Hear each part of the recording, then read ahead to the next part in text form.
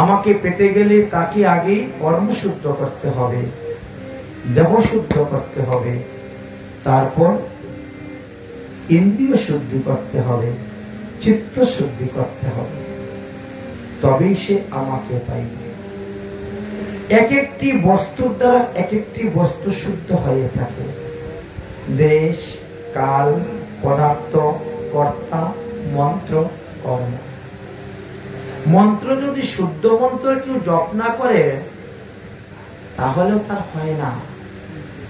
তাই মন্ত্রস্য পরিজ্ঞানম কর্মশুদ্ধিনম সমর্পণম। ভুল মন্ত্র যদি কেউ কখনো জপ করে না, সিদ্ধি লাভ করতে পারে না। সূর্য বংশে নভব নামে এক রাজা পুত্র ছিলেন। তার পুত্র ছিল নাভাগ। নভকের বেশ কয়েকটি পুত্র সন্তান ছিলেন, তার মধ্যে নাভাগ ছিলেন সব থেকে ছোট। নাভাগ বাল্যকালে নারদ মুনির কাছ থেকে দীক্ষা নিয়ে তিনি চলে যান হরিভজন করতে। 30-40 বছর গত হয়ে গেছে, কোনো খবরই নেই। সে জীবিত আছে না বেঁচে আছে তাও কেউ জানে না। মা বাবারা বৃদ্ধ হয়ে যাচ্ছেন, অন্যরা ভাইয়েরা বলছে আপনারা থাকতেই আমাদেরকে সম্পত্তি ভাগ করে দিয়ে যান, তাহলে মৃত্যুর পরে ভাইয়ে ভাইয়ে সীমানা নিয়ে ঠেলাঠেলি, ধাক্কা ধাক্কি, মারামারি, অশান্তি হবে। ঠিক আছে, এখন যে কয়টি পুত্র ছিল সেই কয়টি ছেলেকে সমানভাবে ভাগ করে দিয়ে দিয়েছেন। তার কয়েক বছর পরে হঠাৎ নাভাগ বাড়ি এসে উপস্থিত।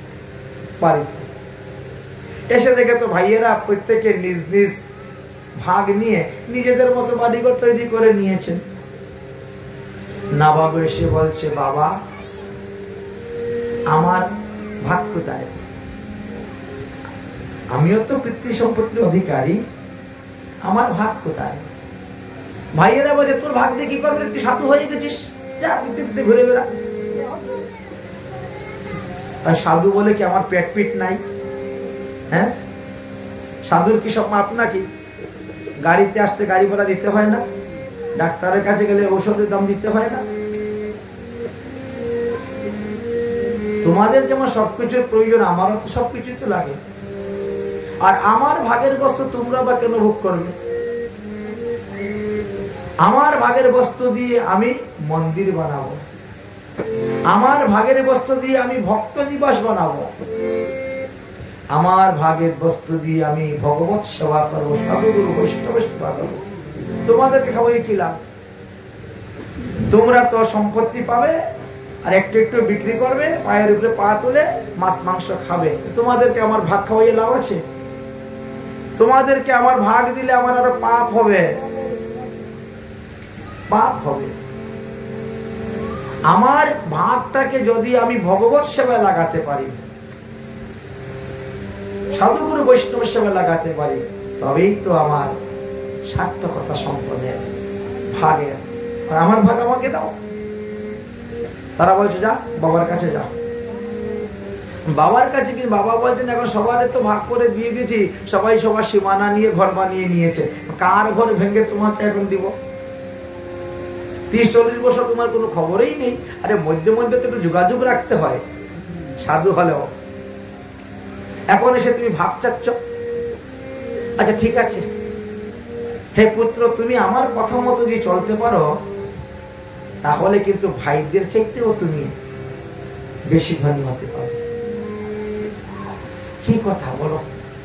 বলে এখান থেকে সোজা উত্তর দিকে হাঁটতে শুরু করো। হাঁটতে হাঁটতে হাঁটতে হাঁটতে গিয়ে দেবে জঙ্গল, বন। জঙ্গলের ভিতরে প্রবেশ করে আরো হাঁটবে, তারপরে দেখবে জঙ্গল থেকে ধ্বনি আসতেছে স্বাহা স্বাহা। তুমি সেই স্থানে গিয়ে উপস্থিত হবে। ওখানে জানো, ওখানে 108 জন ঋষি 108টা যজ্ঞকুণ্ড বানিয়ে ওরা যজ্ঞ করতেছে। তাদের যজ্ঞকুণ্ডের ইট গুলো আবার সোনার ইট। যজ্ঞকুণ্ডে যে ব্রহ্মগড় বসানো হয়েছে ওটাও স্বর্ণের। যজ্ঞ কুণ্ডে যত পাত্র, থাল, বাটি, গ্লাস, আচমনি পাত্র সব স্বর্ণের। যে যজ্ঞ লিখা আছে বেদে 7 দিন করলে পরে বৈকুণ্ঠ থেকে বিমান এসে যাবে। সশরীরে বিমানের মধ্যে বসে স্বর্গায় লোকায় ভ্রমণম, স্বর্গ আদি বিভিন্ন লোক ভ্রমণ করতে পারবে, আবার মৃত্যু লোকে আসতে পারবে, মৃত্যুর পরে নয়, সশরীরে। কিন্তু একটা স্থানে তাদের মন্ত্রের ভুল হচ্ছে। মন্ত্রের ভুল হওয়ার কারণে আর 7 বছর ধরে যজ্ঞ করে যাচ্ছে, বিমান আর আসে না। 7 দিন যজ্ঞ করলো, এবার এটাকে ধুয়ে মুছে পরিষ্কার করে দিল, আবার নতুন করে ঘট বসালো, আবার নতুন করে পুজো করলো, আবার যজ্ঞ করলো 7 দিন, আবার বিমান আসে না। কি হলো? প্রথমে মনে করছে মনে হয় স্থান দোষ। স্থান দোষ হলে কি করতে হয়? সোনার লাঙ্গল দিয়ে চাষ করতে হয়। এতেও হলো না, তখন হরিণ এনে বিচরণ করালেন, এতেও হলো না। তখন চিন্তা করলেন তাহলে মনে হয় স্থান দোষের কারণে হচ্ছে না, মনে হয় পাত্র দোষ। স্বর্ণের পাত্র সব বানালেন, তাতেও হচ্ছে না। বাজার থেকে দ্রব্য কিনে এনে ধুয়ে ধুয়ে শুকাচ্ছেন, দ্রব্য দোষ, তাও হচ্ছে না। কিন্তু আসল ব্যাপারটা কি? হচ্ছে না কেন? বলে আসল ব্যাপার হলো মন্ত্র দোষ, মন্ত্রেই ভুল, এই জন্য হচ্ছে না। আমি তোমাকে সেই 2টা মন্ত্র শিখিয়ে দিচ্ছি, ওই 2 মন্ত্র গিয়ে ওখানে তুমি উচ্চারণ করলেই বিমান এসে যাবে। তখন এরা সন্তুষ্ট হয়ে দিব্য বিমানে বসে চলে যাবেন, আর ওই যে সোনা রূপা পাবে এর দ্বারা তুমি বড়লোক হয়ে যেতে পারবে। ভাইদের চাইতে বেশি পিতার আদেশ পালন করে তিনি গিয়েছিলেন, গিয়ে মুনি ঋষিদেরকে দণ্ডবত প্রণাম করলেন। প্রণাম করে বললেন, ঋষিবর, আপনারা যে যজ্ঞ করতে চেয়েছি যজ্ঞ পূর্ণ হবে কবে? ঋষিরা বলল 7 দিনেই তো এই যজ্ঞ পূর্ণ হওয়ার কথা, কিন্তু কি কারণে আমার যে 7 বছর ধরে যজ্ঞ করে গিয়েও সিদ্ধি লাভ হচ্ছে না তা বুঝতে পারছি না। তিনি তখন বললেন, আমার পিতা আমাকে বলে পাঠিয়েছেন আপনাদের মন্ত্র দোষ হচ্ছে। মন্ত্র দোষ? তাহলে তুমি সেই শুদ্ধ মন্ত্র উচ্চারণ করে বলো, এতে আমার কি লাভ হবে? আমি শুদ্ধ মন্ত্র উচ্চারণ করে বলবো, বিমান আসবে, আপনারা বিমানে বসে বৈকুণ্ঠে চলে যাবেন, আমার কি লাভ হবে? তখন আমরা তোমাকে পুরোহিত রূপে, ব্রাহ্মণ রূপে, পুরোহিত রূপে এই সমস্ত যজ্ঞ কুণ্ডে যা আছে সব দান করে দিব, গুরু দক্ষিণা, পুরোহিত দক্ষিণা। তখন তিনি ওখানে 2টা মন্ত্র উচ্চারণ করলেন, সঙ্গে সঙ্গে বিমান এসে গেল। ভাগবতের নবস্কন্ধে দেওয়া আছে এই বিষয়ে, চলে গেলেন। তাই আমরা অনেকে দীক্ষা মন্ত্র নিয়েছি, কিন্তু দীক্ষা মন্ত্র অনেকে ভুলে গেছে। তোমার মন্ত্র আগে কি ছিল? কেউ বলে ওম ছিল, কেউ বলে ক্লিং ছিল, কেউ বলে জানিও না। মন্ত্র শেষে কি ছিল? বলে নম ছিল। তাহলে তো হচ্ছে না। কোন মন্ত্রে দীক্ষা নিবে? কৃষ্ণ মন্ত্রে। কৃষ্ণ মন্ত্রে দীক্ষা নিলে শেষে তো নম শব্দ থাকে না, সুহা শব্দ থাকে। শাস্ত্রে বলছে দীক্ষা, কৃষ্ণ মন্ত্রে দীক্ষার না কয়েকটা লক্ষণ আছে। মন্ত্রের আগে থাকবে ক্লিং শব্দ, মন্ত্রের শেষে থাকবে সুহা শব্দ, মন্ত্রের মধ্যে থাকবে চতুর্থান্ত পদ। কৃষ্ণায় রাধা ওই গোবিন্দায় বিষ্ণুবে, এগুলো চতুর্থান্ত পদ। যার মন্ত্র আপনি পাবেন, মন্ত্রে চতুর্থান্ত পদ থাকবে মন্ত্রের মধ্যে, মানে চতুর্থী বিভক্তি যুক্ত। পঞ্চমী বিভক্তি, ষষ্ঠী বিভক্তি, সপ্তমী বিভক্তি হলে হবে না। এবং মন্ত্রের মধ্যে থাকবে সররিশ্বর। যদি এই 4টি লক্ষণ দেখেন আপনার মন্ত্রের মধ্যে নাই, তাহলে মনে করবেন যে আমার দীক্ষা মন্ত্রটা ঠিক হয় নাই। ওটা নিয়ে বসে থাকলে হবে না। আমাকে পুনরায় আবার দীক্ষা নিতে হবে, আবার ভজন করতে হবে। আমাদের শ্রীধাম বৃন্দাবনে এক বাবাজি ছিলেন, গৌর কিশোর শিরোমণি দাস বাবাজি মহারাজ, যিনি নবদ্বীপের ওইদিকে কাটুয়াতে জন্মগ্রহণ করেছিলেন। কাটুয়াটা বর্ধমান এক জেলার অন্তর্ভুক্ত। তিনার জীবনে তিনি 4 বার গুরু পরিবর্তন করেছেন, তারপরে গিয়ে ঠিক জায়গা মতো গিয়ে পৌঁছেছিলেন। শেষে এমন হয়েছিল, ভাগবত করলে ভাগবতের প্রতিটা শ্লোকের ফাঁকে ফাঁকে দেখতেন অনর্পিত চরণ চিরাত করুণা অবতীর্ণ কলৌ, কিন্তু আমি দেখলে দেখতে পাই না। তো তিনি তাই দেখতে পেতেন। ভাগবতের 2টা শ্লোকের মধ্যেখানে যে ফাঁক জায়গাটা, ওই ফাঁক জায়গার মধ্যে দেখতেন মহাপ্রভুর গুণগান লেখা আছে। এমন সিদ্ধ স্তরে পৌঁছেছিলেন। দীক্ষা নেওয়ার উদ্দেশ্য হলো আমাদের ভগবান পাদপদ্ম লাভ করা। যে দীক্ষা নিয়ে যে গুরু ভজন করে, আমার অজ্ঞানরূপী অন্ধকারই দূর হয়নি, আমি জ্ঞানের আলোই দেখতে পাইনি, তো সেই মন্ত্র জপ করে সেই গুরুর ভজন করেই আমার বা কি লাভ হইবে? এই জন্য শাস্ত্রে নির্ণয় করেছে। এখানে বললেন যে দোষ গুণ নিরূপণ। ভুল করে যদি কেউ কোনো অশুদ্ধ খাবার খেয়ে নেয়, যে বমি করলি তখন তা শুদ্ধ হয়ে যায়। বললেন যদি আপনার কোন বাসন অশুদ্ধ হয়ে গিয়েছে, মনে করে লোহার কড়াই, লোহার কড়াইটা আপনার অশুদ্ধ হয়ে গেছে, তাহলে তাকে শুদ্ধ করবো কেমন করে? বললেন এর মধ্যে ঘি মাখাও, ঘি মাখিয়ে আগুন লাগিয়ে দাও, আগুন লাগিয়ে লাল টকটকা করে দাও, শুদ্ধ হয়ে গেল। যদি আপনার কাঁসার পাত্র অশুদ্ধ হয়ে গেছে, তাকে শুদ্ধ করবেন কি দিয়ে?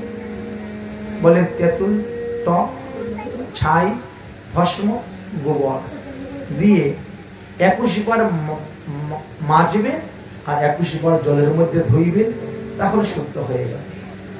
যদি মনে করেন যে আপনার শিল নড়া, পাটা কোথাল অশুদ্ধ হয়ে গেছে, একে মাটির নিচে পুঁতে রেখে তো 21 দিন, তারপরে সেখান থেকে তুলে ওকে ঘষে পরিষ্কার করে পুনরায় আবার খোদাই করে শুদ্ধ হয়ে যাবে। এইভাবে শুদ্ধ অশুদ্ধ নিরূপণের কথা আলোচনা করেছেন। দীক্ষার দ্বারাও আমাদের এই দেহ শুদ্ধ হয়। অশুদ্ধ দেহকে শুদ্ধ করার জন্যই বিষ্ণু মন্ত্রাদি দীক্ষার পদ্ধতির কথা বর্ণন করেছেন। ভগবান বিষ্ণুর চরণামৃত গ্রহণের দ্বারাও আমরা পবিত্রতা লাভ করতে পারি। তাই বলছেন কার সঙ্গ করবেন? বলছেন নৈষ্ঠিক সাধু যারা, তাদের সঙ্গ করিও, অসাধুর সঙ্গ করতে যেও না। সাধুদের সম্পর্কে কর্তব্য বিষয়ে অনেক কিছু তত্ত্ব কথাই এখানে বর্ণন করে গিয়েছেন। এমনকি একজন তিতক্ষু ব্রাহ্মণের গল্প এখানে দিয়েছিলেন। তিতক্ষু ব্রাহ্মণ বলতে কৃপণ ব্রাহ্মণ। একজন কৃপণ ব্রাহ্মণের গল্প ভগবান শ্রীকৃষ্ণচন্দ্র বলেছিলেন যে একজন এমনই কৃপণ ব্রাহ্মণ ছিলেন, সে সারা জীবন শুধু দক্ষের মতো ধন সঞ্চয় করে গিয়েছেন, কিন্তু কখনো সাধুগুরু বৈষ্ণব ভগবত সেবায় লাগান নেই। তখন কি হলো? পঞ্চ দেবতা ক্রোধিত হয়ে গেলেন। গৃহস্থ বৈষ্ণবের কর্তব্য হলো পঞ্চযজ্ঞ করা। গৃহস্থ বৈষ্ণবের পঞ্চযজ্ঞ করার বিধান। এই পঞ্চযজ্ঞকে বিভিন্ন ভাবে বিভিন্ন স্থানে বর্ণন করে গিয়েছেন। আমরা মনে করি সাধারণত নামযজ্ঞ, হোমযজ্ঞ, যাগযজ্ঞ, তপযজ্ঞ, জ্ঞানযজ্ঞ। এই ভাগবত 7 দিন ধরে হচ্ছে, একটাকে জ্ঞানযজ্ঞ বলা হয়েছে। প্রজাপতি একে জ্ঞানযোগ্য নাম দিয়েছেন। তাই গৃহস্থ লোকে এই 5টি প্রকার যজ্ঞ করা প্রয়োজন। যদি এই 5 প্রকার যজ্ঞের উপযুক্ত পাত্র আপনি না হন, না করেন, তাহলে এই 5টি যজ্ঞের 5 জন অধিষ্ঠাত্রী দেবতা আছেন, তারা কুলিত হয়ে যাবে। এই 5 প্রকার যজ্ঞের অধিষ্ঠাত্রী দেবতা যদি কুলিত হন, তখনই আপনার লোকসান। ওই তিতিক্ষ ব্রাহ্মণের কি হয়েছিল? দৈবক্রমে বাড়িতে আগুন লেগে গিয়েছিল। পঞ্চদেবতা ক্রোধ হওয়ার কারণে আগুন যখন লেগে গেল, তখন তিনি আগুন আগুন বলে চিৎকার করতে শুরু করলেন। আশেপাশের লোকগুলা দেখেও বলছে, যাক আসতে পুড়ে যা, আমরা বিপদে পড়ে গিয়ে কিছু চাইলে আমাদেরকে দিত না। আমরা যখন বিপদে পড়ে গিয়ে চাইতাম, বাবু 1000 টাকা দেন না, 15 দিন পরে দিয়ে দিব। কেউ চাঁদা নিতে গেলেও আমাদের এখানে নামযোগ্য হবে চাঁদা, আমি আর কি দিব, সবই তো ভগবানের। ভগবানের সবকিছু তো আমরা ভোগ করি, আমরা আবার ভগবানকে কি দিব? বড় জ্ঞানী, কত রকমের জ্ঞানের কথা দিয়ে এদেরকে ভাগিয়ে দিতেন, চাঁদা দিতেন না। এইভাবে করতে করতে দেবতা, এই জন্য তারা বলছে, যা পড়ছে পড়ে যাক, ছাই হয়ে যাক, আমরা রক্ষা করতে যাব না। কেউ কেউ আবার রক্ষা করতে এসে যা পাচ্ছে সব লুটপাট করে নিয়ে চলে গেছে। এবার আগুনে পুড়েছে না কেউ নিয়েছে, বুঝবেন কেমন করে? এই অবস্থা। ভগবান বলছেন, যাই হোক, তিনি চিন্তা করলেন সব পুরে ছাই হয়ে গেল, তো মাটির নিচে কিছু টাকা রাখা আছে আমার। এইবার সেই ঘরের ভিতরে খোদাই করে রেখেছিলেন, সেই ঘরের ভিতরে খুদে সেই টাকা বার করতে গেলেন, গিয়ে দেখেন ওখানেও টাকা নষ্ট হয়ে গেছে, টাকা নষ্ট। তখন তিনি আত্মীয় স্বজন স্ত্রী কুটুম্বের কাছে গেলেন টাকা পয়সা চাওয়ার জন্য। আত্মীয় স্বজন স্ত্রী কুটুম্বরা তখন বলছে, আমরা যখন বিপদে পড়ে তোমার কাছে গিয়েছিলাম, তুমি তো আমাদেরকে টাকা সাহায্য করো নাই, তাই আজ আমরাও তোমাকে টাকা দিব না। এইভাবে ঘুরতে ঘুরতে ঘুরতে ঘুরতে তখন তিনি নিরুপায় হয়ে গেলেন। তখন তার দেহের মধ্যে নির্ভীক আসলো, দীক্ষা আসলো, যে আমি মনুষ্য জন্ম পাইয়া এত টাকা পয়সার মালিক হইয়াও আমি ভগবত কর্মে টাকা ব্যয় করি নাই বলে আজ আমার সব টাকা পয়সা নষ্ট হয়ে গিয়েছে। যদি আমি ভগবত বিষয়ে টাকা পয়সা ব্যয় করতাম, তাহলে আজ আমার এত দুঃখ এত কষ্ট উৎপন্ন হত না। কিন্তু এই নির্ভেকটা যদি আগে উপস্থিত হইতো, তাহলে তারই সর্বনাশটাই হইত না। তাই আমরা সুখে থাকলে ভগবানকে ডাকি না, ভগবানের ভজন করি না, কিন্তু যখন দুঃখে পড়ি তখন আমরা ডাকি, তখন আমরা কাঁদি, তখন ভগবানও আসতে চান। কর্ম ভোগ করো বলে, পাইয়া মনুষ্য জন্ম না চিন্তিলে কৃষ্ণ কর্ম। পাইয়া মনুষ্য জন্ম না চিনিলে কৃষ্ণ কর্ম। বৃতা জন্ম গেল রে খেলা,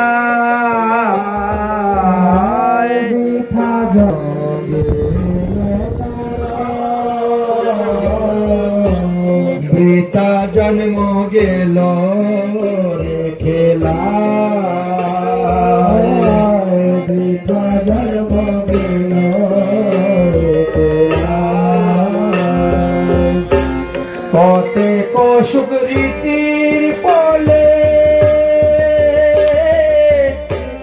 মনুষ্য উত্তম কুলে, কত জন্মের ফলে মনুষ্য উত্তম কুলে। তা বর্ষে জন্ম তাহাতে ভারতবর্ষে তাহাতে ভারতবর্ষে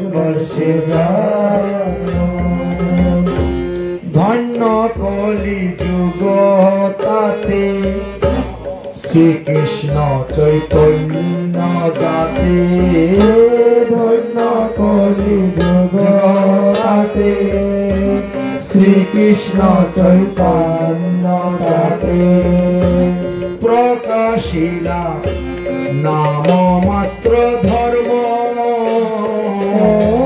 প্রকাশিলা নাম মাত্র ধর্ম প্রকাশিলা নাম মাত্র ধর্ম প্রকাশিলা নাম মাত্র পায়ে ধরি ছাড়ো ভ্রম কিছু নাকি পরিশ্রম পায়ে ধরি ছাড়ো ভ্রম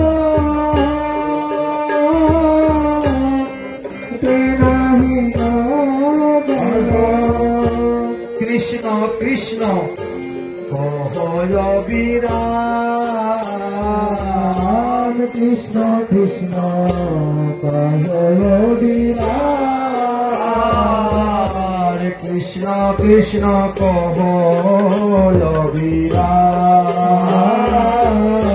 কৃষ্ণ কৃষ্ণ কহয় বিরাম কহ লক্ষ কথায়ন তাতে না অলস জ্ঞান কহ লক্ষ কথায়ন তাতে না অলস জ্ঞান কি ভাব কি বুঝ কৃষ্ণ নাম কি ভাব কি বুঝ কৃষ্ণ নাম কি ভাব কি বুঝ কৃষ্ণ নাম এ যদি না শোনো ভাই তবে আর গতি নাই যদি না শোনো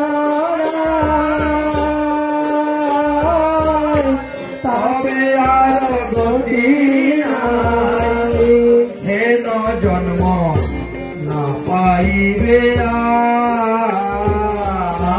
হেন জন্ম না পাইবে হেন জন্ম না পাইবে হেন জন্ম না পাইবে কহে প্রেমানন্দ এবে না ভজ কৃষ্ণ তবে কহে প্রেমানন্দ না ভজিলে কৃষ্ণ তবে কোটি কল্পে নাহি করুদ্ধার কোটি কল্পে নাহি করুদ্ধার কোটি কল্পে নাহি করুদ্ধার কোটি কল্পে নাহি করুদ্ধার।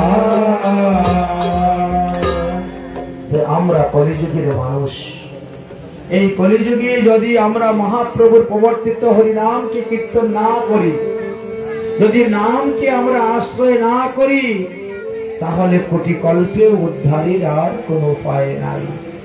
মহাপ্রভু আমাদেরকে এত সহজ এত সরল ভাবে এই হরিনাম মহামন্ত্রের বিধান দিয়ে গেলেন। আমরা হরিনাম মহামন্ত্র কীর্তন করে সমস্ত পাপ থেকে মুক্তি লাভ করে ভগবত ধামে যেতে পারব। কিন্তু আমাদেরকে ভজনে বাধা দেয় কে? বলে রজগুণ তমগুণ। এই রজগুণ তমগুণ যখন দেহের মধ্যে প্রবল হয়, তখনই মানুষের দেবদেবীর উপাসনার দিকে লোক যায়। বিষয়ে প্রাপ্ত কামনা বাসনা পূর্তির জন্য তারা তখন ব্যস্ত হয়ে পড়ে। তাই যে গুণের লোক যে তার সঙ্গ করলে সেই গুণ তোমার দেহ বৃদ্ধি হইবে। প্রতিটা মানুষের দেহের মধ্যে সত রজ তম 3 গুণই আছে। তবে যে শতগুণ প্রবল হয়ে গেছে সে তমগুণ রজগুণকে দাবিয়ে রাখতে পারে, যার তমগুণ প্রবল হয়ে গেছে সে শতগুণকে দাবিয়ে নিতে পারে। এক একটা যে যখন প্রবল হয় তার শক্তি বেশি যায়।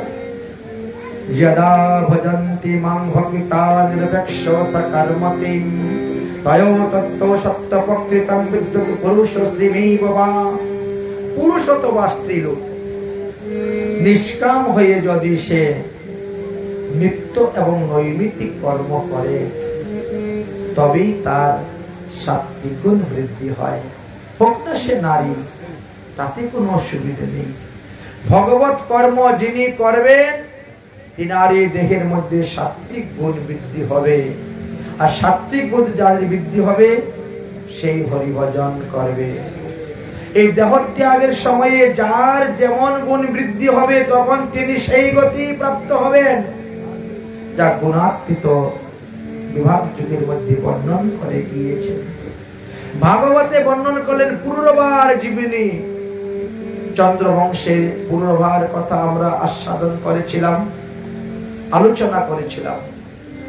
এই পুরুরভার জীবনীর কথা বলছে। তাই এই শরীরকে দিয়ে আমরা সাধন ভজন করে ভগবান পদপদ্ম লাভ করতে পারি। এই শরীরের উপরে অনেকের অধিকার আছে, অনেকেই অধিকার স্থাপন করতেছেন। এই শরীরে মা বাবার সর্বস্ব না পত্নীর সম্পদ সর্বস্ব।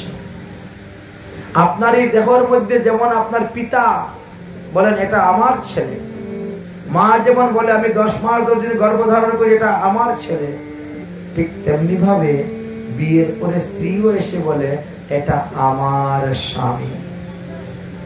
তাহলে তোমার শরীরের উপরে অধিকারটা কার? ছেলে মেয়ে জন্ম নিলে পরে তারা বলে এটা আমার বাবা। যখন আপনি মারা গেলেন তখন অগ্নিদেব বলে এটা আমার, আমি পুরাবো, পুড়িয়ে ছাই করব। যদি বলে তারা আমরা অগ্নিকে পুরাবো না, ফেলে দিব, শিগাল কুকুররা বলে এটা আমাদের ভোগের বস্তু, আমরা তাকে খাবো। চিন্তা করছেন আপনার এই দেহের মধ্যে কতজন অধিকার স্থাপন করে বসে আছে। এই শরীর একটা মলমূত্রের ভাণ্ড। এই শরীরকে নিয়ে অহংকার করা উচিত নয়। যারা রূপের অহংকার, ধনের অহংকার, যৌবনের অহংকার, বিদ্যার অহংকার, কুলের অহংকার করেন তারা কখনো আমাকে পায় না। এই শরীর নিয়ে যারা অন্যায় অধর্ম করে থাকেন, লম্পট নারী লম্পট পুরুষ সঙ্গ আদি করে থাকেন, তাসাম সঙ্গ ন কর্তব্য।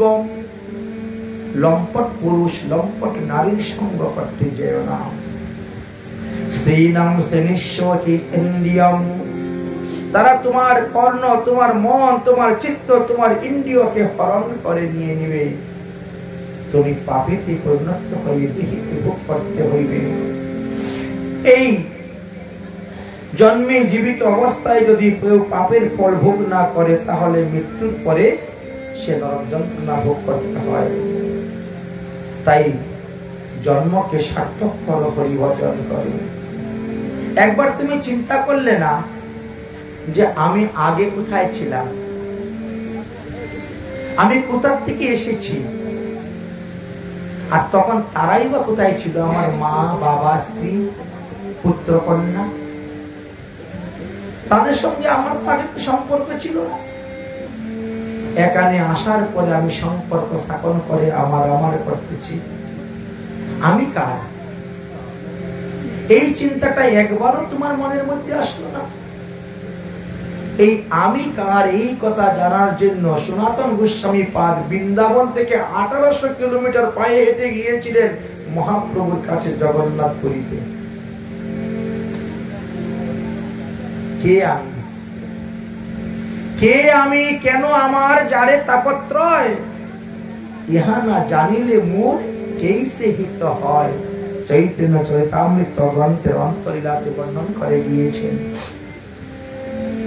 তাই কে বা তুমি কোথা হইতে জন্মিয়াছ জিও কাতে, কে বা তুমি কোথা হইতে জন্মিয়াছ জিও কাতে, কে বা মারে কাহারো ঘটনা, কে বা মারে কাহারো ঘটনা, দেখিয়া শুনিয়া বুঝনা, দেখিয়া শুনিয়া বুঝনা। গর্ব গরে যন্ত্রণাতে কে রক্ষা করছিল তাতে, গর্ব ঘরের যন্ত্রণাতে কে রক্ষা করিল তাতে, কে ক্ষীর রাখলো মাতৃস্তনে, কে দুধ রাখলো মাতৃস্তনে, কে বা দুধ রাখলো মাতৃস্তনে। অজ্ঞানেতে এমন জ্ঞান স্তন ধরি দুগিদ পান, অজ্ঞানেতে এমন জ্ঞান স্তন ধরি দুগিদ পান, কোথায় পেলে এসব সন্ধান, কোথায় পেলে এসব সন্ধান, কোথায় পেলে এসব সন্ধান। একা মাত্র এলি হেতা স্ত্রী পুত্র ছিল কোথায়, একা মাত্র এলি হেতা স্ত্রী পুত্র ছিল কেবা, একা মাত্র হেলি হেতা স্ত্রী পুত্র ছিল কোথায়, একা মাত্র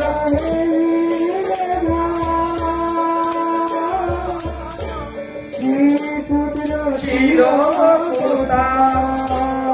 এবে কিসে বলো আপনার, এবে কিসে বলো আপনার, এখন কেন বলো আপনার, এখন কেন বলো আপনার। আমি বলো যে দেহ হেলায় পরিবেশে হো, আমি বলো যে দেহ হেলায় পরিবেশে হো, কে বা আরো হইবে আপনার, আমার শরীরটাই আমার নয়, আর কে বাহার হইবে আপনার। ছেলে মেয়ে তো আমার দূরের কথা, আমার শরীরই আমার নয়। কার হয়ে করব নিজ প্রভু কেন ভুলো, কার হয়ে করব নিজ প্রভু কেন ভুলো, তিন লোকের বন্ধু মাত্র সে, তিন লোকের বন্ধু মাত্র সে, আর আর তিন লোকের বন্ধু মাত্র সে, তিন লোকের বন্ধু মাত্র সে। কহে প্রেমানন্দ মন ভজ কৃষ্ণ শ্রীচরণ, কহে প্রেমানন্দ মন ভজ কৃষ্ণ চরণ। মায়া মন্ধ হবি যাবে রে, মায়ার মন্ধ বাধা যাবে রে, মায়ার বন্ধন সবই যাবে রে,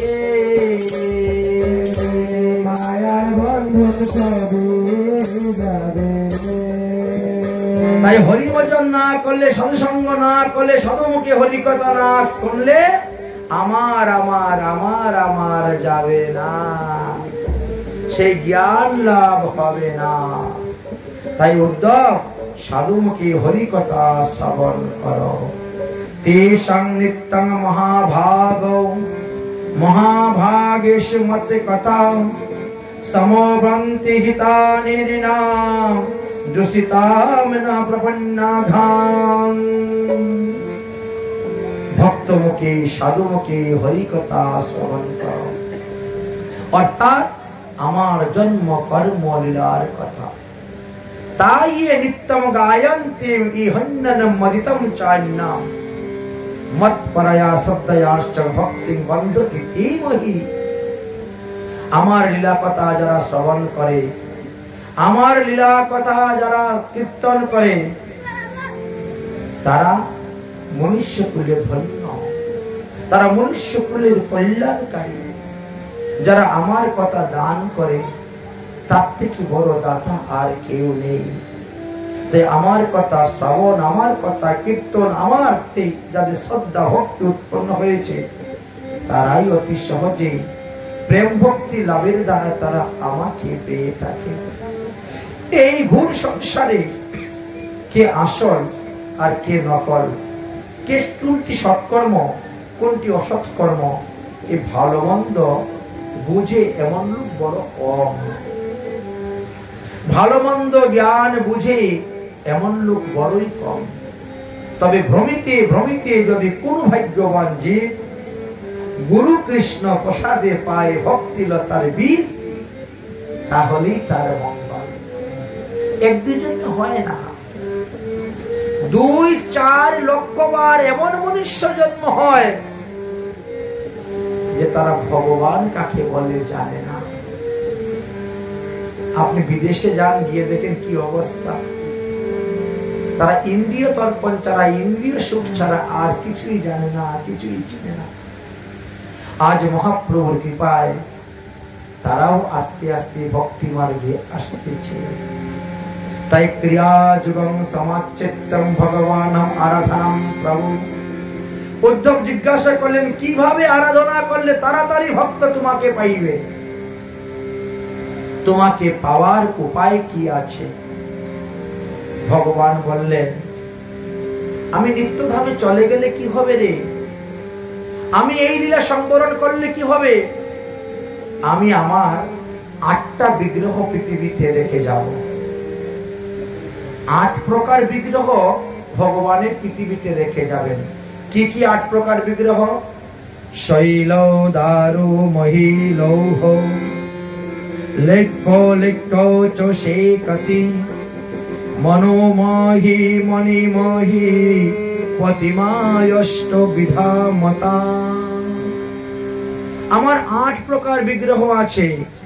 শৈলমহি বিগ্রহ অর্থাৎ পাথরের বিগ্রহ। অনেক জায়গায় দেখবেন কষ্টি পাথরের বিগ্রহ এখনো পাওয়া যায়। শ্বেত পাথরের বিগ্রহ আছে। এতদ্ভিন্ন শালগ্রাম শিলা, ওটাও তো শৈলমহি বিগ্রহ। গিরিরাজ গোবর্ধন শিলা, সেটাও শৈলমহি বিগ্রহ। তাই শৈলমহি বিগ্রহ পাবেন, শৈলমহি বিগ্রহের সেবা পূজা করতে পারেন। যদি শৈলমহি বিগ্রহ না পান, আপনি দারুমহি বিগ্রহ নির্মাণ করুন। দারুময়ী বিগ্রহ। বিষ্ণুপ্রিয়া দেবী পর্যন্ত দারুময়ী বিগ্রহ নির্মাণ করেছিলেন মহাপ্রভুর। তা ধামেশ্বর মহাপ্রভু বলে সবাই চিনেন। এছাড়া আমাদের জগন্নাথ, বলরাম, সুভদ্রা দারুময়ী বিগ্রহ রূপেই তো তারা প্রকাশ হয়েছিলেন কলিযুগের প্রথম সন্ধ্যায়। তাই বলছেন, যদি তাও না পারো, তুমি ধাতুময়ী বিগ্রহ ব্যবহার করতে পারো। অর্থাৎ সোনা, রূপা, তামা, কাঁসা, পিতল, দস্তা, অষ্টধাতু ধাতুময়ী বিগ্রহ। যদি তাও না হয়, তাহলে মৃৎময় বিগ্রহ, লিপ্যময়ী বিগ্রহ, মাটির বিগ্রহ নির্মাণ করিয়াও তুমি সেবা পূজা করতে পারো। যদি তা নাও পারো, তাহলে চিত্রপট ভগবানের, একে বলা হয়েছে লক্ষ্যময়ী বিগ্রহ। যদি লক্ষ্যময়ী বিগ্রহ তুমি সেবা পূজা করতে না পারো, তাহলে শেক্ষতিময়ী বিগ্রহ। অর্থাৎ কতগুলা বালুকে একত্রিত করে স্তম্ভন করে, ওই বালুর মধ্যে আঙ্গুল দিয়ে চোখ, নাক, মুখ অঙ্কন করে ওর মধ্যেই তুমি পূজা করে যাও। আর যাদের টাকা পয়সা আছে, হীরামণি মুক্তা দিয়ে বানাও বিগ্রহ, সাজাও। আর যদি কোনো কিছু না থাকে, তাহলে চক্ষু বন্ধ করে মনে মনে ধ্যান করে মনে মনে পূজা করে যাও। এই তো 8 প্রকার বিগ্রহ। এই 8 প্রকার বিগ্রহের মধ্যে যে কোনো প্রকার বিগ্রহকে যদি কেউ শ্রদ্ধা সহিত, ভক্তির সহিত, প্রেমের সহিত পূজা করেন, তাহলেই তার মঙ্গল, তার কল্যাণ। আমার এই 8 প্রকার বিগ্রহকে 2 ভাগে ভাগ করা হয়েছে। এক হলো চল বিগ্রহ, এক হলো অচল বিগ্রহ। চলাচলে ইতি বিদা প্রতিষ্ঠাম জীব মন্দিরা। মানুষ মানুষের মন্দিরের মধ্যে যে বিগ্রহ প্রতিষ্ঠা করে, ওই বিগ্রহ তাকে 2 প্রকার। এক হলো চল বিগ্রহ, আর এক হলো অচল বিগ্রহ। অচল বিগ্রহ যে সে কখনো মন্দির থেকে বেরোবে না। চল বিগ্রহ মন্দির থেকে বেরিয়ে বিভিন্ন উৎসব অনুষ্ঠানে যাবেন, বিভিন্ন ভক্তের বাড়িতে যাবেন। 2 ধরনের স্থাপন। আমার বিগ্রহ 8 প্রকার বিগ্রহের মধ্যে স্বয়ং প্রকটিত যে বিগ্রহ, সেই বিগ্রহের শক্তি হলো বেশি। আর যে সমস্ত বিগ্রহ বাজার থেকে কিনে আনা হয়, সেইগুলা বাজার থেকে কিনে আনার পর বৈদিক মন্ত্র উচ্চারণের দ্বারা তার প্রাণ প্রতিষ্ঠা, চক্ষুদান করে তার পূজা করলে পরেই লাভ, নতুবা কোনো লাভ হইবে না। যেই বিগ্রহ যত বেশি পূজা পাবে, যত বেশি পুরানো হইবে, সেই বিগ্রহের দেহে ততই শক্তি উৎপন্ন হয়ে থাকে, সেই বিগ্রহ ততই ভক্তদের মনোবাসনা পূর্ণ করে থাকে। তাই দেখবেন কোথায় কোথায় লেখা থাকে, এই বিগ্রহ 500 বৎসরের পুরানা, এই বিগ্রহ 700 বৎসরের পুরানা। এইভাবে বিগ্রহের কথা বলেছে। বর্তমান জগতে বিগ্রহ প্রতিষ্ঠিত হয়ে বিগ্রহ সেবা পূজা হচ্ছে, এমন বিগ্রহের সংখ্যা বড়ই কম। কারণ বিগ্রহ প্রতিষ্ঠা করতে গেলে 7 দিন সময় লাগে। বিগ্রহ প্রতিষ্ঠা করতে গেলে বিগ্রহের জন্য 3টি ঘর তৈরি করতে হয়। 16টি বাঁশ দিয়ে একটি গৃহ নির্মাণ করতে হয়। তার 4টা দরজা হবে। 4টি দরজার দিকে কোন দিকে কি কি রাখতে হবে তা লেখা আছে। প্রস্থ হবে 12 হাত, দৈর্ঘ্য হবে 16 হাত। 4 দরজার মধ্যে কোন কোন দরজার মধ্যে কি কি দিতে হবে। পূর্ব দিকের দরজাতে পাকুর লাগাতে হবে, দক্ষিণ দিকের দরজাতে ডমর, পশ্চিম দিকের দরজাতে অশ্বত্থ, উত্তর দিকের দরজাতে বটবৃক্ষ। এগুলা রোপণ করতে হয় দরজার সামনে। এই যে 16 বাঁশের ঘর বানালেন, তার এক এক কোণাতে এক একটা গর্ত করতে হয়।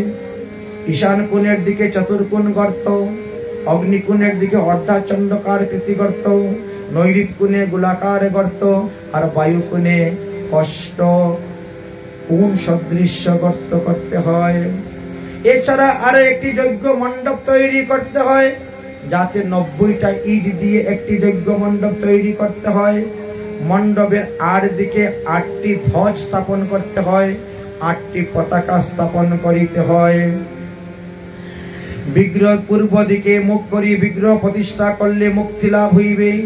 দক্ষিণ দিকে মুখ করে বিগ্রহ প্রতিষ্ঠা করলে দ্রব্য এবং বৃদ্ধির সম্মান বৃদ্ধি লাভ হইবে। পশ্চিম দিকে বসিয়ে বিগ্রহ প্রতিষ্ঠা করলে পুষ্টি লাভ হইবে। আর উত্তর দিকে বিগ্রহ প্রতিষ্ঠা বসাইয়া করলে আপনি দ্রব্য সিদ্ধি লাভ করিতে পারবেন। ঈশান কোণ দিকে বিগ্রহ প্রতিষ্ঠা করলে সর্বশক্তি সর্বনা লাভ করিতে পারিবেন। তাই বিগ্রহ প্রতিষ্ঠার জন্য কতগুলা দিন তিথি নক্ষত্র আদি দর্শন করিতে হয়। শুভ সময় শুভ মুহূর্ত দেখে বিগ্রহ স্থাপন করিতে হয়। এক একটি পতাকা এক এক বর্ণে স্থাপন করিতে হয়। শুভ অধিবাস দিয়ে ব্রহ্মগর্তে স্থাপন করিতে হয়। আর তারপরে বিগ্রহের কার্য শুরু হবে। প্রতিদিন বিগ্রহকে আহুতি দেওয়ার পরে বিগ্রহের বিভিন্ন অঙ্গকে স্পর্শ করতে হয়। প্রতিদিন 1108টা আহুতি প্রদান করতে হয় এবং আহুতির পরে বিগ্রহকে স্পর্শ করে মধুপর্ক স্নান করাইয়া পঞ্চগব্য পঞ্চামৃতে স্নান করাইতে হয়। বিগ্রহের ভোগ লাগানো হয় এবং বিগ্রহকে শয়ন দেওয়া হয়ে থাকে। প্রথম দিন বিগ্রহকে শয়ন দেওয়া হয়ে থাকে হরিদ্রাসিক্ত শস্য লেপন করে। দ্বিতীয় দিন শয়ন দেওয়া হয় চন্দন এবং জবের মধ্যে। তৃতীয় দিন শয়ন দেওয়া হবে মনশিলা এবং প্রত্যক্ষ সুগন্ধির মধ্যে। চতুর্দিন শয়ন দেওয়া হয় কৃষ্ণার জন্য তিল দিয়ে। পঞ্চম দিন শয়ন দেওয়া হয় ঘৃত চন্দন পুষ্পের মধ্যে। ষষ্ঠ দিনে চন্দন দেওয়া হয় রুচনা এবং গোর মধ্যে এবং সপ্তম দিনে শয়ন দেওয়া হয় পঞ্চশস্যের মধ্যে। এইভাবে 7 দিন বিগ্রহকে শয়ন দেওয়া হবে 7 প্রকার দ্রব্যের মধ্যে। 7 দিন 7 প্রকার দ্রব্য দিয়ে অভিষেক হইবে। তারপরে তার চক্ষুদান করা হইবে আর প্রাণ প্রতিষ্ঠা করার মন্ত্র বলা হবে।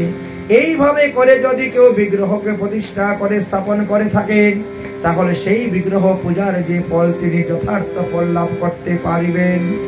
এইভাবে শাস্ত্রে আমাদেরকে বিগ্রহ প্রতিষ্ঠার বিষয় নিয়ে বিস্তারিতভাবে বর্ণন করে গিয়েছেন। তাই বর্তমান জগতে দেখা যায় দুধ দই ঘি মধু দিয়ে স্নান করাইলেন আর ঠাকুর বসাইলেন বলে হয়ে গেছে আমার বিগ্রহ প্রতিষ্ঠা। এতে বিগ্রহ প্রতিষ্ঠা হয় না, এই বিগ্রহ শোধন করা হয়। বাজার থেকে কিনে এনেছেন, গঙ্গার জল দিলেন আর পঞ্চামৃত দিয়ে স্নান করাইয়ে বসাই দিলেন, এই বিগ্রহ শুদ্ধ হইল। এক একটা বিগ্রহ প্রতিষ্ঠার এক এক প্রকার বিধান আছে। কোন বিগ্রহকে চরণে ধরে প্রতিষ্ঠা করতে হয়, কোন বিগ্রহের মস্তকে ধরে প্রতিষ্ঠা করতে হয়, কোন বিগ্রহের বক্ষ ধরে প্রতিষ্ঠা করতে হয়, কোন বিগ্রহের গলণ্ড ধরে প্রতিষ্ঠা করতে হয়। প্রাণ প্রতিষ্ঠা করার বিধান এইভাবে বর্ণন করা আছে। প্রতিষ্ঠিত বিগ্রহ পূজা যদি কেউ করেন আর সেই প্রসাদ আপনি গ্রহণ করেন, প্রসাদের যথার্থ ফল আপনি লাভ করতে পারবেন। প্রসাদে সর্ব দুঃখ হানির সার। প্রসাদের দ্বারা আপনি সমস্ত দুঃখ থেকে আপনি মুক্তি লাভ করতে পারবেন। শুনে রাখুন, শুনে রাখুন, সবার ঘরে ঠাকুর আছেন, সবার ঘরে ঠাকুর বসিয়েছেন, কিন্তু প্রসাদ খাওয়া সত্ত্বেও আমাদের রোগ সুখ ব্যাধি দূর হয় না। কারণ অধিকাংশ লোকেই কুপৈত্য এখনো ত্যাগ করতে পারে নাই। ঔষধ সেবন করতে গেলে ঔষধ কুপৈত্য ত্যাগ করিতে হইবে। কুপৈত্য ত্যাগ না করলে ঔষধে ভালো ফল দেয় না, কাজ দেয় না। ভগবানের প্রসাদ গ্রহণ করা, একদিন ভগবানের প্রসাদ গ্রহণ করলেন, এক বেলা ভগবানের প্রসাদ করলেন, আপনি 1000টা ব্রতের ফল লাভ করতে পারবেন। কিন্তু প্রসাদ খেয়ে ঘরে গিয়ে মাছ মাংস খাওয়া শুরু হয়ে গেল, কি লাভ হলো? প্রসাদে আপনার কি কাজ দেবে? ট্যাবলেট খেয়েছেন, ডাক্তার আমার অ্যালার্জি হয়েছে, ডাক্তার বাবু না ওই ট্যাবলেট খাও, ট্যাবলেটটা কাছে না, বেগুন কচু সব খেয়ে যাচ্ছেন, তোমার কি আর অ্যালার্জি আর মানবে? ডাক্তার বলছে আপনার ডায়াবেটিস হয়েছে, আপনি 50 গ্রামের বেশি অন্ন খাবেন না, 250-300 গ্রাম চালের অন্ন খেয়ে যাচ্ছেন আর ট্যাবলেটও খেয়ে যাচ্ছেন, তো আর রোগ ভালো হবে কোথার থেকে? প্রত্যেকটা রোগের একটা কুপৈত্য আছে। বিষ্ণুর চরণামৃত, বৈষ্ণবের চরণামৃত, গুরুদেবের চরণামৃত, এগুলা ভবনদী পাড়ের ঔষধ, এগুলো ভবরোগ নিবারণের ঔষধ। কিন্তু সেইগুলা ভক্ষণ করেও গিয়ে আমরা কুপৈত্য ভক্ষণ করি, যার কারণে ঔষধে কাজ হয় না। ঔষধে কাজ হওয়ার, রোগ নিরাময় হওয়ার কতটা পদ্ধতির কথা বলে যাই, শুনে রাখুন। শাস্ত্র কি বলছেন? প্রতিপদ দিবসে যদি ঘৃত ভোগ দেন, ঘি ভোগ দিয়ে আপনি প্রসাদ পান, তাহলে আপনার পুরানো রোগগুলা ভালো হয়ে যাবে। শুধু শুদ্ধ গব্যঘৃত ভোগ দিবেন, বেশি নয়, 50 গ্রাম, 10 গ্রাম, 20 গ্রাম শুধু ঘি একটা কটুর মধ্যে নিয়ে ভগবানকে ভোগ দিবেন। আর তারপরে সেই প্রসাদ আপনি গ্রহণ করবেন। পুরানা রোগ আপনার ভালো হয়ে যাবে। আপনার শরীর দুর্গা পাতলা, হাঁটতে পারেন না, শরীর বড় দুর্বল, শরীরে বল বীর্য নাই বললেই চলে, দ্বিতীয়া দিবসে একটু চিনি ভোগ দেন। চিনি ভোগ দিয়ে সেই প্রসাদটা পান, দেখবেন আপনার শরীরে বল বৃদ্ধি বৃদ্ধি হচ্ছে। প্রসাদে সর্ব দুঃখ হারির সার। তৃতীয়াতে আপনি দুগ্ধ, গাভীর দুগ্ধ ভোগ দেন, সেই প্রসাদ পান, দেখবেন আপনার দুঃখের নাশ হবে। চতুর্থ দিবসে আপনি মিশ্রিকে গুঁড়া করুন বা চিনিকে গুঁড়া করে ডাস্ট পাউডারের মতো বানান, সেটা ভগবানকে ভোগ দেন, আপনি প্রসাদ পান, আপনার বিঘ্ন বিনাশ হয়ে যাবে। পঞ্চমীতে আপনি কলা ভোগ দেন, দিয়ে প্রসাদ পান, আপনার মেধা শক্তি দিন দিন বৃদ্ধি হইবে। যাহা পড়বেন, যাহা শুনবেন, তাহাই আপনার মনে থাকবে, আপনি ভুলবেন না। ষষ্ঠীতে আপনি মধু ভোগ দেন, মধু ভোগ দিয়ে সেই প্রসাদ আপনি গ্রহণ করেন, দেখবেন ভগবান পদপদ্ম লাভ আপনার হয়ে যাবে, ভগবত ভক্তি আপনার দিন দিন বৃদ্ধি পাবে। সপ্তমীতে আখের গুড় ভগবানকে ভোগ দেন, ভোগ দিয়ে আপনি প্রসাদ পান, আপনার দুঃখের অবসান হয়ে যাবে। অষ্টমীতে খই ভোগ দিবেন, দিয়ে আপনি প্রসাদ পাবেন, দেখবেন আপনার তিতাব জ্বালা নাশ হয়ে যাবে। আদি দৈবিক, আদি ভৌতিক, আধ্যাত্মিক এই তিতাব জ্বালা নাশের একমাত্র উপায় হলো অষ্টমী দিবসে খই ভোগ দিয়ে ভগবানকে পাওয়া, দিয়ে প্রসাদ পাওয়া। বলে আমার ছেলে আমার কথা শুনে না, বৌমা কথা শুনে না, নাতি নাতি কথা শুনে না, তিতাব জ্বালায় জ্বলতেছেন, খই ভোগ দেন ভগবানকে অষ্টমী দিবসে। সেই খই ভোগ আপনি নিজে পাবেন, নাতিপুতিকে খাওয়াবেন, সব দেখেন আপনার বসে চলে আসবে, আপনার কথা শুনবে, আপনার তিতাব জ্বালা নাশ হয়ে যাবে। নবমীতে আপনি নারিকেল ভোগ দিবেন, নারিকেলের লাড্ডু ভোগ দিয়ে আপনি প্রসাদ পাবেন, আপনার দেহের মধ্যে সৎসাহস উৎপন্ন হবে। এবং দশমীতে যদি আপনি তিলের লাড্ডু রান্না ভোগ দেন ভগবানকে, আপনাকে আর জমালয়ে যেতে হবে না, তিল পরিমাণ পাপ আপনার শরীরে থাকবে না। তাই ভগবানকে তিল দানের এমনই মহিমা, ভগবানকে তিল দান করে সেই তিলের লাড্ডু গ্রহণ করিবেন, আপনি তিল পরিমাণ পাপ থাকবে না। একাদশী দিবসে আপনি দই ভোগ দিতে পারেন, যদিও ভাদ্র মাসে দধি খাওয়া নিষিদ্ধ, কিন্তু ভগবানকে দিতে তো নিষেধ নাই, ভগবানকে দিতে পারে। এক মাস বা নাই দিলে অন্য মাসে দেন, প্রতি মাসেই তো আপনি একাদশী দুটা পাচ্ছেন, ভাদ্র মাসে বা নাই দিলেন। যারা একাদশী থেকে চতুর্মাস্য ব্রত আরম্ভ করেছেন, তারা আজকে থেকে আর দুধ পাবেন না, 1 মাস দুধ খাওয়া বর্জন। যারা পূর্ণিমা থেকে চতুর্মাস্য ব্রত আরম্ভ করেছেন, তারা আরো 2-3 দিন দুধ খেতে পারবেন, কোনো অসুবিধা নাই। কারণ একাদশী থেকে আরম্ভ করলে একাদশীতে শেষ, পূর্ণিমা থেকে আরম্ভ করলে পূর্ণিমাতে শেষ। আর যারা সংক্রান্তি থেকে আরম্ভ করেছেন, তাদের আরো সুযোগ আছে, আরো কদিন ভালো করে দুধ খেয়ে নেন, দই খেন, খাবেন। এইভাবে শাস্ত্রে বিধান দিয়ে গিয়েছেন। তাই একাদশী দিনে যদি ঘরের ভিতরে দধি বসিয়ে দধি ভগবানকে ভোগ দেন, সেই দধি আপনি পান। নির্জলা করলে কোনো কথা নাই, যদি সজলা করেন তাহলে সেই দধি আপনি পেতে পারেন। ঘরে বসিয়েছেন শুদ্ধ সদাচার ভাবে, এর মধ্যে কোনো ভেজাল নাই, তাহলে আপনার সম্পত্তি দিন দিন এমনি বৃদ্ধি হবে, দরিদ্রতা দূর হয়ে যাবে, 1 টাকা থেকে কোটি টাকার মালিক হয়ে যেতে পারবেন। আপনাকে তো অন্যায় অধর্ম করতে হচ্ছে না, আপনি ভগবানের প্রসাদ গ্রহণ করছেন, প্রসাদে সর্ব দুঃখ হারির সার। কিন্তু আমরা জানি না কোন দিন কি জিনিস ভগবানকে ভোগ দিয়ে খেলে কি লাভ হইবে। আমরা সামনে যাই পাই তাই ভোগ দিই, তাই খাই। এই জন্য এবার বললেন দ্বাদশী, দ্বাদশীতে যদি চিরাভোগ দেন আর সেই চিরাভোগ পান, আপনার কৃষ্ণ ভক্তি দিন দিন বৃদ্ধি হবে, দেব দেবীর প্রতি শ্রদ্ধা ভক্তি কমতে থাকবে। ত্রয়োদশীতে ছানা পনির, ছানা রসা বানাবে, ছানা রসা, পনিরের রসা, বা এমনিও ছানা ভগবানকে ভোগ দিবেন। আপনার বংশেতে পুত্র সন্তান হইবে, পুত্র সন্তান বৃদ্ধি হইবে। যাদের খালি কন্যা সন্তান হয়ে যাচ্ছে, একটা দুটা তিনটা, পুত্র সন্তান হচ্ছে না, পুত্রের জন্য চেষ্টা করেও কন্যা হয়ে যাচ্ছে, তাদের জন্য ত্রয়োদশীতে ছানা ভোগ, পনির ভোগ দিবেন। দিয়ে তাই সেই প্রসাদটা আপনি গ্রহণ করবেন, দেখবেন আপনার বংশেতে পুত্র সন্তান বৃদ্ধি হবে, বংশ বৃদ্ধি হবে। চতুর্দশীতে আপনি ছাতু ভোগ দিবেন। ছাতু, গম, জব, মটর, চানা, এইগুলো একসঙ্গে ভেজে কুটে নেন। বাজরা, জোয়ার, ভুট্টা ভেজে কুটে নেন, ছাতু বানান, ছাতু ভোগ দিবেন, দেখবেন আপনি হরিধাম চলে যাবেন। আর অমাবস্যা পূর্ণিমাতে যদি মিষ্টান্ন রান্না করে ভোগ দিতে পারেন, আপনার পিতৃলোক যদি কেউ নরকে থাকে, সে উদ্ধার হয়ে যাবে নরক থেকে। তাহলে প্রসাদে সর্বদুঃখ হানির সার। কোন দিন কি কি দ্রব্য রান্না করে আমরা ভগবানকে ভোগ দিয়ে গেলে আমাদের কি লাভ হইবে, ঠিক তেমনি ভাবে ক্ষতির দিকও আছে। যেমন আমাদের লাভের দিক আছে, তেমন আমাদের ক্ষতির দিকও আছে। প্রতিপদ দিবসে যদি কেউ কুমড়া ভক্ষণ করে, তাহলে তার অর্থহানি হইবেই হইবে।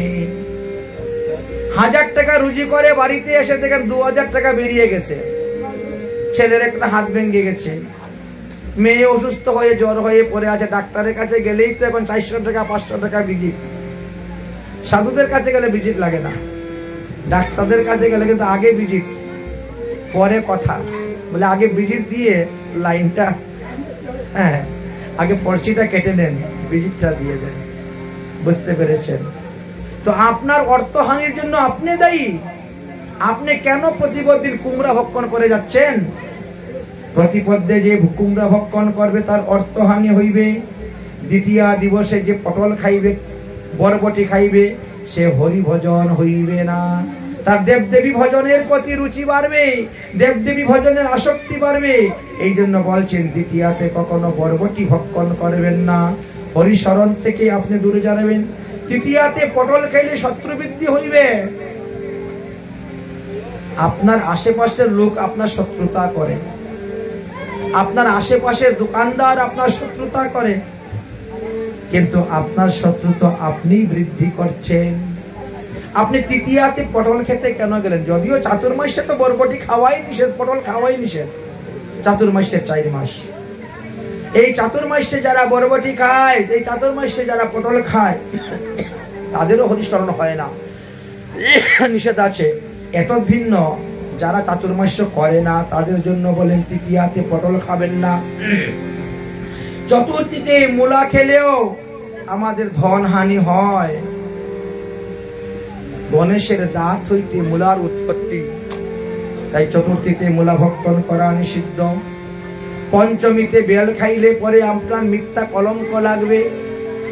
আপনি চুরি না করলেও চুর, আপনি খারাপ কাজ না করলেও না, অমুকে এই কাজ করেছে, মিথ্যা কলঙ্ক লাগে। ষষ্ঠীতে নিম পাতা খেতে নাই, ষষ্ঠীতে নিম পাতা খেলে আমাদের অধোগতি হয়, মানে পক্ষীজনিতে গিয়ে জন্মগ্রহণ করতে হয়। সপ্তমীতে যদি কেউ তাল খায়, তা তার শরীর দিন দিন নাশ হয়ে যাবে, কোনো ঔষধ ডাক্তারি আর কাজ করতে পারবে না। তাই সপ্তমীতে কখনো তাল ভক্ষণ করিবেন না। অষ্টমীতে নারকেল খেলে স্মরণ শক্তি নষ্ট হয়ে যায়, মূর্খতা প্রাপ্ত হয়। তখন আমরা বলি, এই গাধা, তোকে বললাম এটা আনতে, আনলি না কেন? বলি না আমরা, মনেই নেই, ভুলে গেছে, কি করবে? দিয়েছেন, এই এটা এটা ওইটা ওইটা নিয়ে আসবি বাজার থেকে। বাজারে গেছে তো দেখো 5 পদ এনেছে, 2 পদ ভুলে গেছে। কারণটা কি? অষ্টমীতে নারকেল খাচ্ছে, তাই। অষ্টমীতে নারকেল খেলে স্মরণ শক্তি সব লুপ্ত হয়ে যাবে, মনে থাকবে না। নবমীতে লাউ খাওয়া নিষিদ্ধ, এগুলো অবৈধ ভক্ষণ জনিত পাপ হয়ে থাকে। দশমীতে কলমি শাক ভক্ষণ করাও অবৈধ ভক্ষণ জনিত পাপ। চাতুর্মাস্য কলমি শাক ভক্ষণ করা সম্পূর্ণভাবে বর্জিত। এত ভিন্ন শুদ্ধ সদাচারী বৈষ্ণব যারা, তারা তো কলমি শাক সারা জীবনের জন্যই খায় না, ছেড়ে দিয়েছে। একাদশী দিবসে পঞ্চ রবি শস্য ভক্ষণ করলে কুম্ভিপাক নরকে যেতে হয়। তো নিজেরাই তো নিজেদের কর্ম করে যাচ্ছ, যেমন তেমন তো ফল পাবেন। দ্বাদশীতে পুঁই শাক ভক্ষণ করা ব্রহ্ম হত্যা তুল্য পাপ। তাছাড়া যারা শুদ্ধ সদাচার বৈষ্ণব, তারা পুঁই শাক কখনো খান না, সারা জীবন থেকেই তুলে দিয়েছেন। কারণ পুঁই শাকের জন্মটা ভালো জায়গা থেকে হয় নাই, গরুর নারী ভুঁড়ি থেকে জন্ম হয়েছিল। এই জন্য পুঁই শাক একেবারেই বর্জনীয়। শ্রীধাম বৃন্দাবনে সপ্ত দেবালয়ে কিছু কিছু দ্রব্য আছে, তা কখনো ভোগ লাগে না, কেউ গ্রহণ করেন না। ত্রয়োদশীতে বেগুন খেলে পুত্রহানি হয়, তাই যারা পুত্র সন্তান লাভ করতে চান তারা কিন্তু ত্রয়োদশীতে বেগুন খাবেন না। ত্রয়োদশীতে বেগুন খেলে পুত্রহানি হয়, এই জন্য খাবারটাও একটু বিচার করে খাবেন। চতুর্দশীতে মাসকালাই ভক্ষণ করা নিষিদ্ধ, কারণ এই মাসকালাইয়ের জন্ম হয়েছিল ওই যে দুর্গা দেবী কাকে মেরেছিলেন? মহিষাসুর। ওই মহিষাসুরের চোখের জল হইতে এই মাসকালাই ডাইলের উৎপত্তি। তাই এই চতুর্দশীতে মাসকালাই খেলে পরে ভক্ষণ করলে পরে চিররোগ হয়। একটা রোগ ভালো হওয়ার পরে আরেকটা রোগ আরম্ভ হয়ে যায়, একটা রোগ ভালো হতে না হতে আরেকটা রোগ হয়। অমাবস্যা পূর্ণিমাতে কখনো আমিষ দ্রব্য গ্রহণ করিতে নাই। যে সমস্ত লোকেরা আমিষ দ্রব্য গ্রহণ করে যাচ্ছেন, তারা একটু পাঞ্জিপতি দেখে বিচার করে গ্রহণ করবেন। আর ধীরে ধীরে ত্যাগ করতে পারলে আরো ভালো। প্রবৃত্তি মার্গ থেকে নিবৃত্তি মার্গেতে আসার চেষ্টা করো। তাই বললেন, এখন বর্তমানে আমাদের ভাদ্র মাস চলতেছে। শ্রাবণ মাসে শাক বর্জিত ছিল, ভাদ্র মাসে দধি বর্জিত, আশ্বিন মাসে দুগ্ধ বর্জিত, আর কার্তিক মাসে সম্পূর্ণ এক মাসে আমিষ দ্রব্য বর্জিত। আপনি যতই নিয়ম কানুন শাস্ত্রবিধি মেনে চলবেন, ততই আপনার মঙ্গল, ততই আপনার উপকার, ততই আপনার কল্যাণ। তাই নির্মাল্যম সামধার্যম সর্বাসম চৌনলেপানম নৈবেদম চতুর্ভুজনম শব্দম ভক্তিনশালিনম। বললেন, ভগবানের প্রসাদকে দণ্ডবত প্রণাম করে ভগবানের প্রসাদ গ্রহণ করিবেন। ভগবানের নির্মাল্য মানে ভগবানের প্রসাদী মালা, ভগবানের প্রসাদী চন্দন আপনি ধারণ করিবেন, এতেই মঙ্গল হইবে। আপনি যদি চান যে আমার মাতা পিতাকে উদ্ধারের জন্য আমি মাতা পিতার নামে ভগবানের প্রসাদ দিতে পারেন। কোন ব্রাহ্মণ পুরোহিতের দরকার পড়বে না। হরিভক্তি বিলাস একটু খুলবেন, হরিভক্তি বিলাসের অষ্টম বিলাসের 86 নম্বর শ্লোকটা খুলে দেখবেন, ওখানে লেখা আছে ভগবান শ্রীকৃষ্ণকে ভোগ দেওয়ার পর ভগবান শ্রীকৃষ্ণের নৈবেদ্যের ঈশান কোণ থেকে এক মুষ্টি অন্ন আপনি তুলবেন, তুলে আপনি একটা মন্ত্র বলবেন, বলি বিভীষণঃ ভীষ্মৌ কপিলৌ নারদ অর্জুন প্রহ্লাদ অম্বরীশশ্চ বসুভায়ু সুকাশিব বিশ্বকসেন উদ্ধব অক্রুর সনকাদয় সুকাদয় শ্রীকৃষ্ণস্য প্রসাদার্থম সর্বে গৃহ্ণন্তি বৈষ্ণবা। ওই একটা মন্ত্রের দ্বারা আপনার 18 জন বৈষ্ণব সেবা হয়ে গেল। বাইরে নিমন্ত্রণ দেওয়ার দরকার হলো না, এত রান্না বান্নারও হলো না দরকার। ঈশান কোণ থেকে একটু তুলে হাতে নিলেন, আর এই মন্ত্র বলে একটা পাত্রে রেখে দিলেন। এবার কি হলো, ভগবানের প্রসাদটা 18 জন বৈষ্ণবের প্রসাদ হলো, মহাপ্রসাদ হয়ে গেল।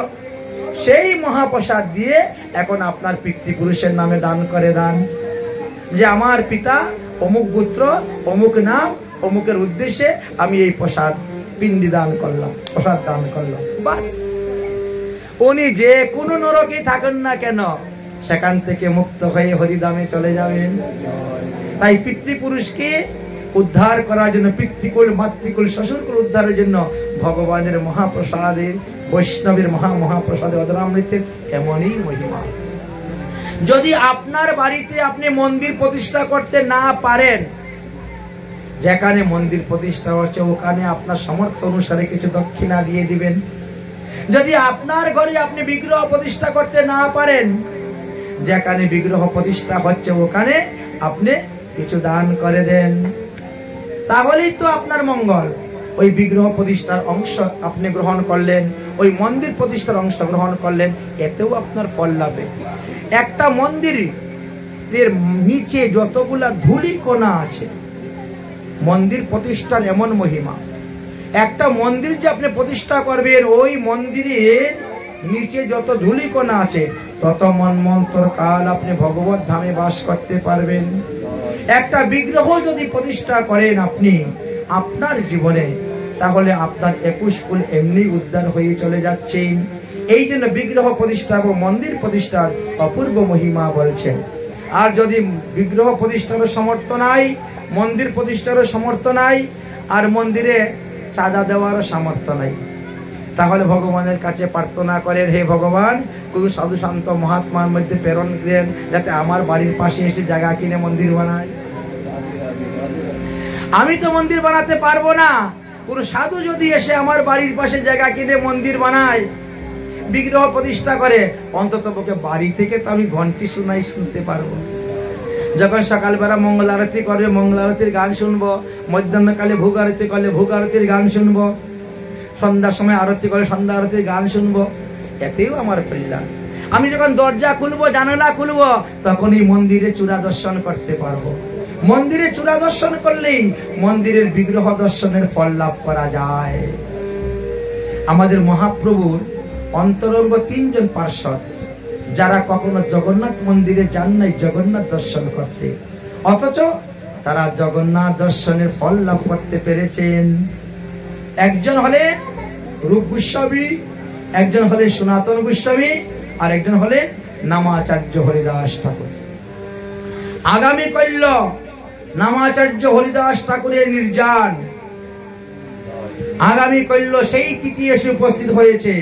হরিদাস ঠাকুর সেই দিন নিত্য ধামে গমন করেছিলেন। তাই জগন্নাথপুরীতে রাধা কুণ্ডে বিভিন্ন স্থানে আগামী করল বিশেষ উৎসব এবং বৈষ্ণব সেবা। হরিদাস ঠাকুর নির্যান উপলক্ষে মহাপ্রভু যার উৎসব স্বয়ং করেছিলেন। আমাদেরও আগামী করল এখানে 64 মহান্তের ভোগ হবে।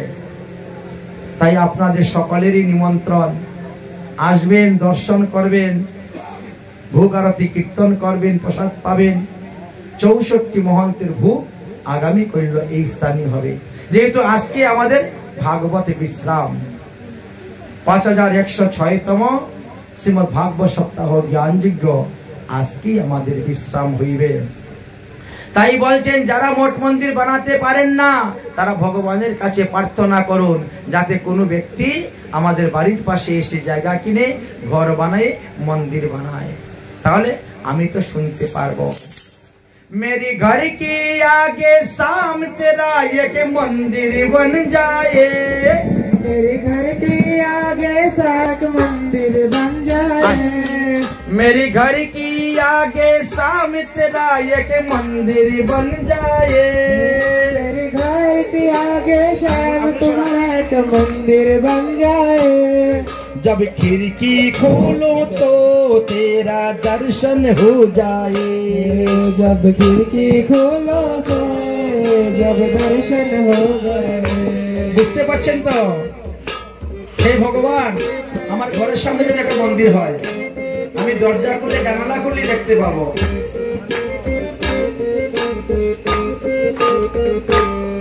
मेरा घर की आगे सामने तेरा एक मंदिर बन जाए, मेरा घर के आगे साम तुम्हारा एक मंदिर बन जाए, मेरी घर की आगे सामने तेरा एक मंदिर बन जाए, मेरी घर की आगे सामने तेरा एक मंदिर बन जाए।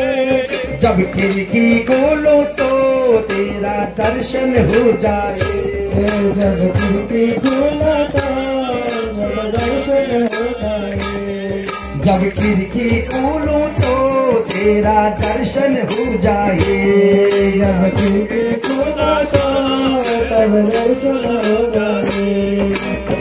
ते आगे शाम तेरा एक मंदिर बन जाए, मेरा घर घर के आगे शाम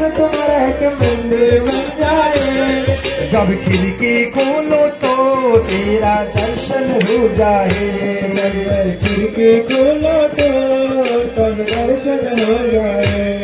जब होगा तेरी आरती घंटा सुनाई देगी, जब होगा तेरी आरती घंटा सुनाई देगी, जब होगा तेरी आरती घंटा सुनाई देगी, जब होगा तेरी आरती तब घंटा सुनेगी।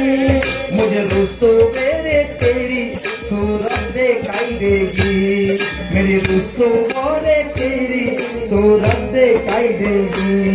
जब भजन करेगा कोई, जब भजन करेगा कोई मुझको भी सुनाई देगी, जब खिड़की कोई मुझको भी सुनाई देगी, जब खिड़की खोलो तो तेरी दर्शन हो जाएगी, जब खिड़की खोलो तो तब दर्शन हो जाएगी। हे भगवान, তোমার মন্দিরে যখন আরতি হবে ঘন্টা বাজবে, আমি ঘর থেকে শুনতে পাবো।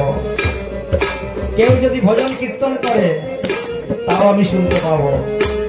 আবার মন্দিরের সামনে দিয়ে যাওয়ার সময় তোমার মুখমণ্ডল দুটো দেখতে পাবো। ঠাকুর ভগবানের মুখ দর্শন করেন আর চরণ দর্শন করেন, যাই দর্শন করেন লাভ।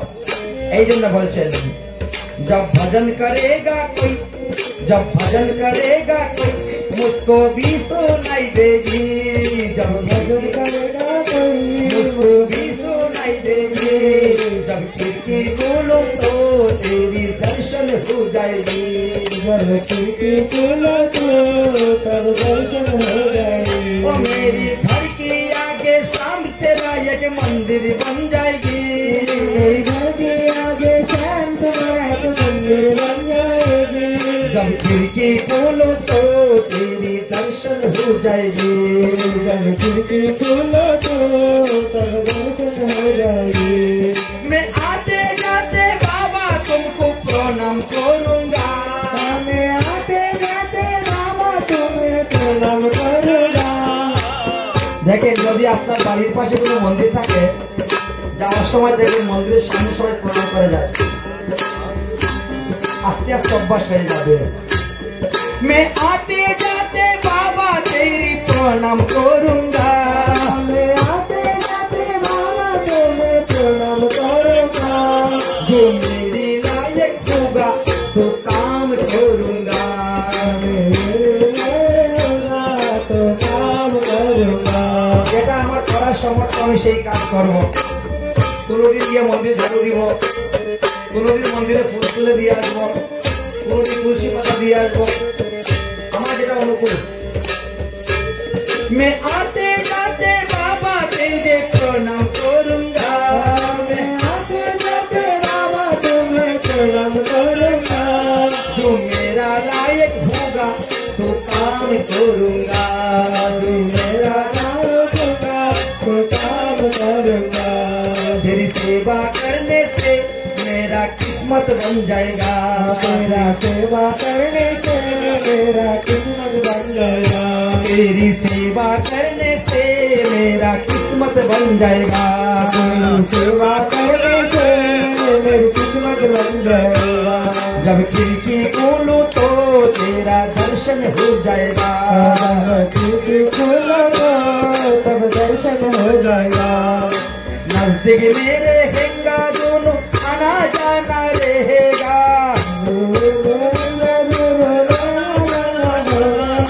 नजदीक में रहेगा दोनों आना जाना रहेगा,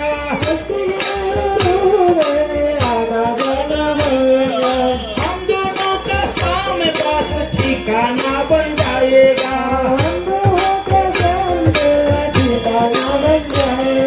যখন হে ভগবান আমার আমি তোমার মন্দিরের পাশে থাকবো, নজদিক রেহেঙ্গা দোনো, তখন মন্দিরের সঙ্গে আসা যাওয়ার কানেকশন থেকে যাবে।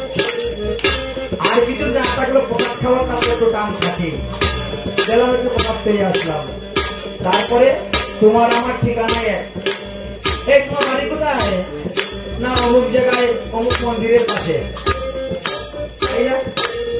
এই ঠিকানা রাধাবতীদের মন্দিরের পাশে আমার বাড়ি, ঠিকানা হয়ে গেল। से नौतिक में रहेगा दोनों आना जाना रहेगा, नौतिक में आना जाना रहेगा। हम दोनों का बात एक ठिकाना बन जाएगा, हम दोनों का बात एक ठिकाना बनेगा। साथे रहेगा दोनों वो दिन कब आएगा, साथे रहेगा दिन कब आएगा, साथे रहेगा दोनों वो दिन कब आएगा, साथे रहेगा दोनों दिन कब आएगा। खिड़की खोलो जो तेरा दर्शन हो जाएगा, खिड़की खोलो तो तब दर्शन हो जाएगा, खिड़की खोलो तो तेरा दर्शन हो जाएगा, खिड़की खोलो तो तेरा दर्शन हो जाएगा।